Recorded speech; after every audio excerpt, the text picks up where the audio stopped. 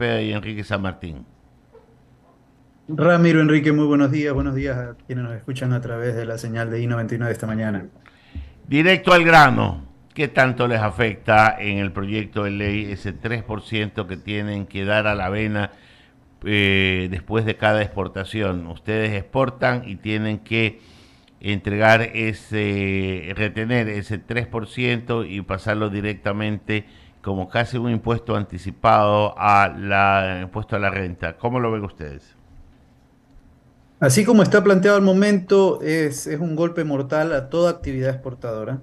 Por supuesto, la actividad camaronera incluida, pero toda actividad exportadora. Por dos razones. La primera, porque a diferencia de lo que ha trascendido a través de los medios, ¿no? Efectivamente esta retención busca, esta autorretención busca sustituir la retención a la fuente a la que son, digamos que son sujetos 500 grandes aportantes de la economía en el país. Aportan más o menos el 50% del aporte tributario, valga la redundancia, en el Ecuador. Lamentablemente, lo que no se menciona es que en el caso del sector exportador, al día de hoy no existe tal retención a la fuente por ventas al extranjero. Entonces, se está creando, ¿no? A partir de enero, si es que esto se aprueba así, a partir de enero del 2024, una retención, una autorretención que el sector exportador no tiene. Es decir, usted en su presupuesto no tenía previsto tener que hacer una retención sobre su venta y trasladarla al Estado como un anticipo al impuesto a la renta. Bueno, entonces, eso es lo primero, que le trastoca el modelo de negocio. En el caso del sector exportador, que es un sector principalmente agroexportador de gran volumen, pero de margen muy pequeño. Entonces, lo primero es crear algo que no existe el día de hoy. No sustituye nada, está creándose algo que no existe. Y lo segundo es que tal como está planteado esto de hasta el 3%, porque mire cómo está redactado, hasta el 3%, es decir, no se sabe si será el 1, el 2 o hasta el 3, ¿no? Es un modelo totalmente insostenible, ¿no?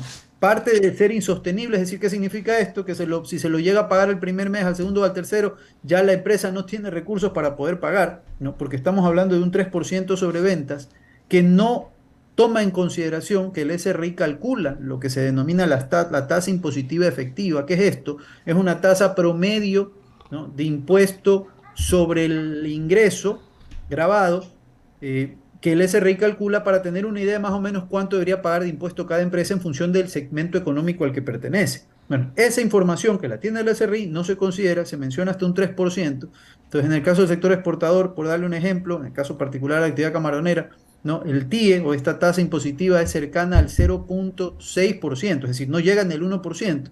Imagínese si usted le dice que va a tener que pagar el 3%, es decir, le está quintuplicando el impuesto que debe pagar. Entonces, eso pasa de ser insostenible a raya en la figura de la confiscación. Entonces, ojalá exista el espacio, ya hemos pedido ser atendidos en la comisión para el debate en ese espacio, ¿no? Digamos que en donde corresponde, que es la Comisión de Desarrollo Económico, y poder poner sobre la mesa esta situación para evitar que se apruebe tal como está, porque en el caso de actividad exportadora, el digo, es nuevo. Ahora, ¿qué pasa en el resto de la cadena de valor?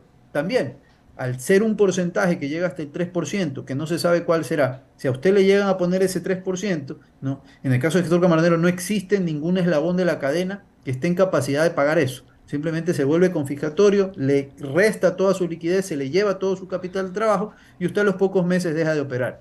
Y dicho sea de paso, eso que se menciona, no, lo que pasa es que lo que se paga en exceso, usted el SRI se lo va a devolver. Pues vamos a preguntarle a la gente cuánto tiempo le toma la devolución del SRI. Esto no es cuestión, como decía ayer o antes de ayer, un exfuncionario del SRI. Es que facilito, pues usted le devuelve, en 120 días le devuelve el SRI. O sea, no va a haber empresa, la empresa no va a sobrevivir el periodo para ir a reclamarle al SRI. Y acuérdese que mientras le reclama lo del 2024, corre el 2025 y usted tiene que seguir pagando mensualmente lo que le corresponde ese año. Pues entonces se vuelve una bola de nieve incluso. Es decir, esto no fue realmente, no se lo dedicó el tiempo suficiente para entender los impactos, pero ojalá en la comisión existan, se pueda pulir, se pueda corregir y no emitamos una norma nociva para el sector exportador, pero por supuesto para el sector productivo que una vez más se le dice tiene que poner el hombro, José Antonio, falta recursos esto, públicos. esto se entiende con números, un poco para saberlo.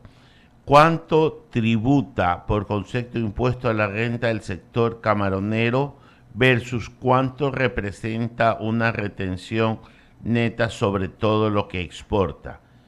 Me explico, si pagan 100 y les retienen 200, no tienen ni pies ni cabezas, pero si le pagan 100 y le retienen 110 por el flujo, por cualquier cosa, ameritaría un sacrificio por parte del sector. ¿Cuánto es la distorsión? Ujú, ujú. A ver, la distorsión, hay que entender que cada empresa es un universo. No, no se puede decir el sector paga X, ¿no? Porque hay empresas que corresponden al eslabón de la exportación, empresas que corresponden al eslabón de la producción de camarón, u otras que son parte del sector pero que producen alimento para camarón y así muchas más. Y dentro de esos segmentos hay empresas que tienen contratos de inversión, es decir, están realizando inversiones y por tanto esas inversiones y esos contratos de inversión les generan un tratamiento tributario distinto al de otras. Entonces, no se puede decir el número es tal. Lo que sí le puedo decir es que, por ejemplo, en el caso del eslabón del sector exportador, ¿no? En la tasa efectiva que se paga sobre la venta, no de impuesto a la renta, sobre la venta, que es lo que importa en este momento, ¿no? Es del 0,56, es decir, es casi medio por ciento, es decir, no llega al 1%. Cuando usted la norma le dice, ¿no?, que pudiera llegar a pagar hasta el 3% sobre la venta, ¿no?, le están sextuplicando, es decir, por 6 le están multiplicando por 6 el impuesto que usted normalmente paga. Por ejemplo, ¿cómo pudiera hacerse una norma que haga sentido? ¿No? Primero, ¿por qué no se establece que todos los actores que están en esta lista paguen un porcentaje en función del impuesto causado y pagado el ejercicio inmediatamente anterior? Por ejemplo, si yo pagué, invento, $1.000.000 el año pasado de impuesto a la renta, usted va a pagar el 60% de eso mensualizado.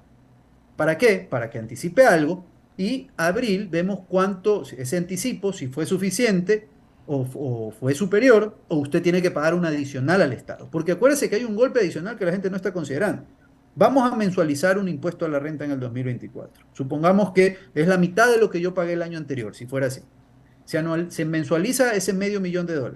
Yo pago ese $500.000 y en abril del 2025, cuando me toca pagar el impuesto a la renta y verificar si fue suficiente, ¿no?, yo tengo que hacer doble pago, el mensualizado de abril más el impuesto a la renta. Entonces, imagínense, a la empresa se le está creando un golpe adicional sobre el impuesto a la renta. Lo Pero tengo, por eso es lo... José Antonio, lo tengo clarísimo que debería ser mensualizado. A ver, pero esto, puesto como está, y digamos que no lo alteren, ¿ok? Termina siendo un costo financiero dentro de la operación de cualquier exportador, pero en tu caso el camarón. Y esto agrega al costo de producción, por tanto, al precio de venta. ¿Estoy en lo correcto? No, dos cosas. A ver, primero, aquí no hay costo financiero que aguante. Cuando usted le dicen que va a pagar 6 veces el impuesto a la renta dividido para 12 meses, esa empresa a los 3 meses no tiene recursos con qué pagar.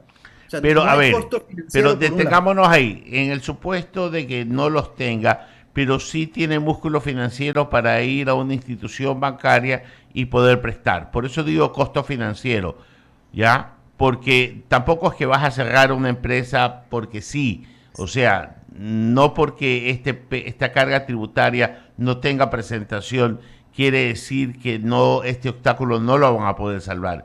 Hay empresas que tendrán la capacidad de ir a una institución financiera y fondearse para poder cumplir con el Estado. Esto le va a crear un costo financiero. Es que vamos de nuevo, no, es que lamentablemente, si entramos en la discusión del costo financiero, la ciudadanía va a decir, ah, pero es cuestión de que vayan, pidan prestado, pero van a pagar. Cuando usted pagó impuesto a la renta, $8.000.000, y ahora le dicen que va a tener que pagar 40, usted no se va a la banca a ir a prestar $32.000.000. O sea, no tiene presentación, es absurdo. O sea, yo no voy a generar un endeudamiento por $32.000.000 para pagarle al Estado un impuesto. O sea, no va a pasar. O sea, la empresa simplemente no va a tener capacidades más. Le pueden decir, oiga, pero si usted paga impuesto a la renta 9, ¿qué me va a presentar para que yo le preste 32 para pagar el impuesto, el impuesto al Estado? O sea, la ciudadanía tiene que realmente comprender que esto puede rayar en el nivel de calificarlo confiscatorio, porque no estamos hablando, es que bueno, es un 10% más, es un 15% más, es un poco más. Acuérdense que tuvimos una retención hace algún tiempo ya, un anticipado, un impuesto anticipado. Pero ese impuesto anticipado consideraba toda una serie de factores, patrimonio de la empresa, nivel de ventas, pago del impuesto. O sea, aquí lo que se dice es, sabe que sobre su ingreso grabado o grabable, usted va a pagar el 3%. Ya, Ese es el meollo del asunto que la ciudadanía tiene que comprender, que lamentablemente estamos descrito, hablando de un pequeño costo financiero o sea, y que entonces, trasladado al precio del bien, descrito se puede como trasladar. lo haces, Los principios del derecho tributario hablan de igualdad y proporcionalidad. Ninguna de las dos cosas se está viendo ahí. Por tanto, tendría recurso constitucional de ir a la Corte en el evento de que esto pueda pasar. Correcto. Ojalá evitarlo, no es necesario. ¿Por qué razón? Por dos motivos. El primero, supongamos que se utiliza la tasa impositiva efectiva para cada sector, para cada rubro, en promedio, y que de esa tasa se tome, es decir, el 80% del TIE de cada sector económico. Bueno, hace sentido, ¿no? Si se toma como referencia el impuesto pagado el año anterior, al sector camaronero le va a golpear, porque este año vamos a tributar mucho menos que el 2021, ¿no? Y vamos, y en algunos casos, algunos sectores no tendrán incluso renta en función del derrumbe de precios. Pero aún así hace más sentido eso que dejar abierto, porque todo el mundo podría decir, bueno, pero José Antonio, usted está exagerando, dice hasta el 3, pero no que va a ser el 3. Claro, pero es que lo deja a interpretación del funcionario del Servicio de Rentas Internas.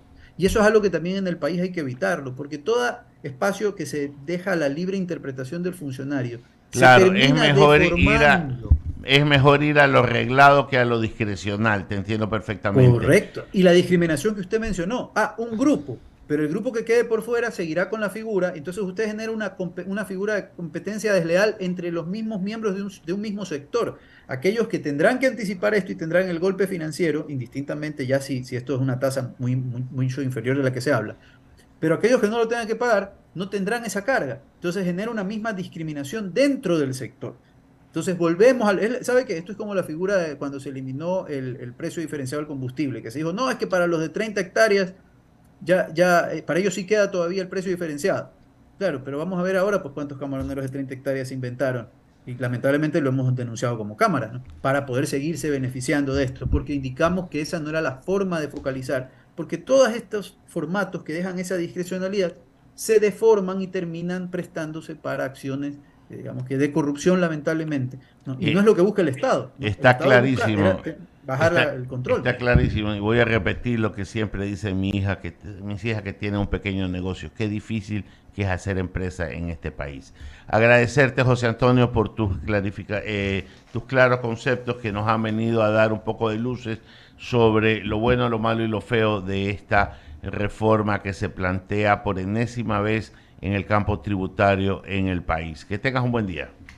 Muchísimas gracias por la invitación y saludos a los radioescuchas. Siempre un gusto, siempre un gusto. Ya, entonces vamos al corte cuando sonó. Vamos al corte, tenemos al siguiente invitado. A ver, ¿qué tiene el siguiente invitado? A ver, vos lo vea usted, pues sirva para algo. He estado ahí. Es invitada, si no me equivoco.